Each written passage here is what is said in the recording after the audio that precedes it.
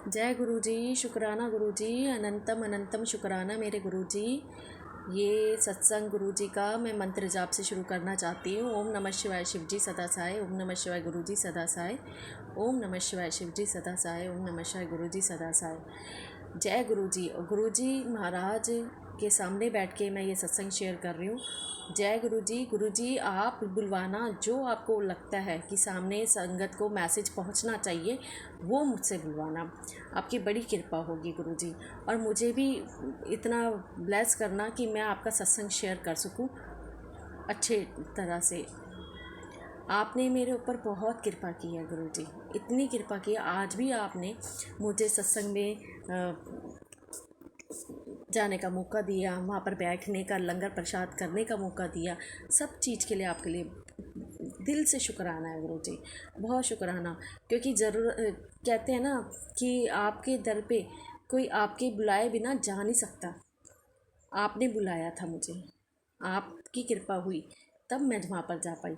तो आपके बहुत बहुत बहुत शुक्राना, आपका बहुत दिल से बहुत शुक्राना गुरु जी। क्योंकि मैं चाहती थी, काफ़ी दिनों से ना मेरे ना पैरों में बहुत दर्द हो रहा था।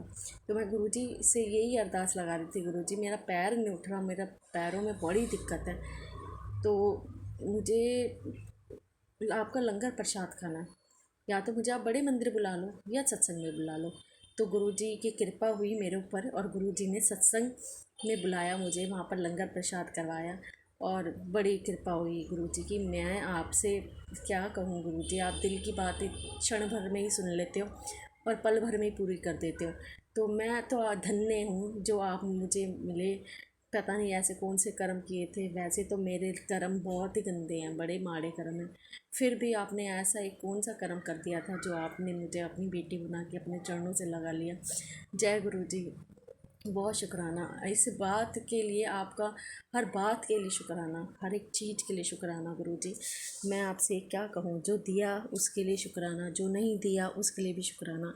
जय गुरु जी, शुक्राना गुरु जी। गुरु जी कहते हैं कि तेरे जो कर्म कट रहे हैं, तेरे कर्म कट रहे हैं, तो थोड़ी देर मेरे पास आके बैठा कर और मंत्र जाप किया कर मन ही मन में, ताकि मैं तेरे कर्म काट सकूं। और तेरे से ये कर्म ना भोगे नहीं जाएंगे। इसलिए जैसे जैसे मैं तेरे को बोलता हूँ वैसे वैसे तू कर।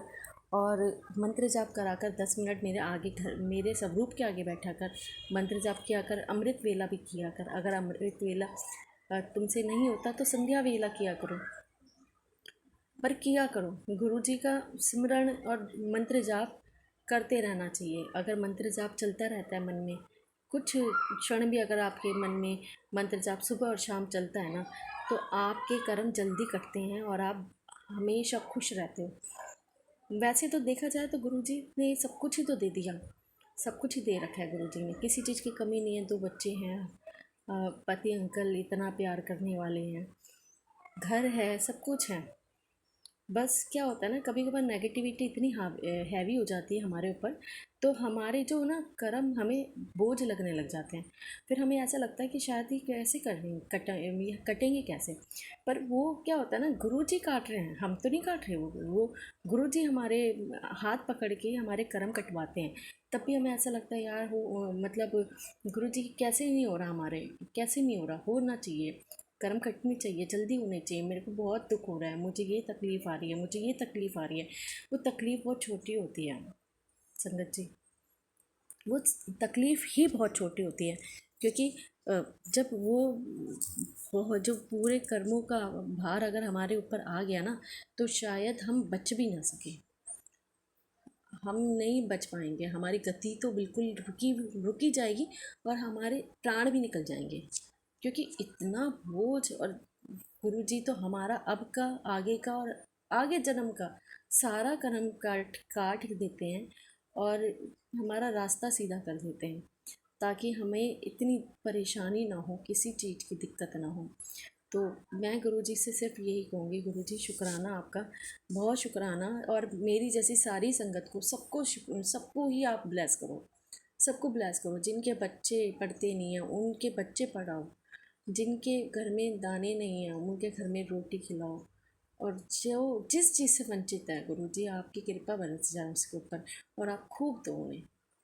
तो मैं सबसे यही कहूँ, मैं गुरुजी आपसे यही कहूँगी, सबको वो सब दो जो वो दिल से चाहते हैं। बस गुरुजी आपकी बस कृपा ऐसे ही आपकी बच्चों पे बनी रहे, और आप ऐसे हंसते रहो, हम भी ऐसे हंसते रहें, और बस आपका प्यार बना रहे। बस मैं आपसे गुरुजी यही कहूँगी। शुक्राना, अनंतम अनंतम शुक्राना। और अगर इस सत्संग में अगर मेरे से कोई सत्संग करने में कोई भूल चूक हो गई हो तो मुझे माफ़ कर देना गुरुजी, आप भी माफ़ कर देना बच्ची समझ के।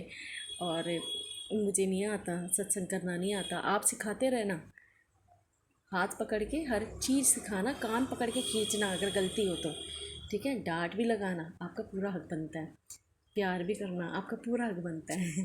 तो बस मैं यही कहूँगी गुरुजी, शुक्राना, अनंतम शुक्राना। और कुछ भी गलती हुई हो मेरे से तो मुझे आप सब संगत मुझे माफ़ करना। और गुरुजी ने एक चीज़ और बोली थी मुझे कि अगर तुम्हें मतलब जो खून की दिक्कत हो रही है, जैसे नसों की दिक्कत हो रही है, खून गाढ़ा हो रहा है, कोलेस्ट्रॉल है, कोई दिक्कत है, तो ना जल प्रसाद गुरुजी के आगे ज़रूर रखो। चरण चरण हैं उन गुरुजी के चरण, अगर आपने रख रखे हैं तो चरण से आप थोड़ा सा टच करा के तो रखो। अगर नहीं आपके पास चरण स्वरूप नहीं है तो आप गुरुजी के जो स्वरूप है उनसे भी टच करके आप रख सकते हो। और रखने के बाद फिर उसे मतलब रोज़ कंटिन्यू लो, खुद भी लो और पूरी फैमिली को पिलाओ, पूरा परिवार पिए उसे। अगर ऐसा अगर कंटिन्यू करते रहेंगे तो आप खुद ही देखेंगे कितना चेंज आ रहा है।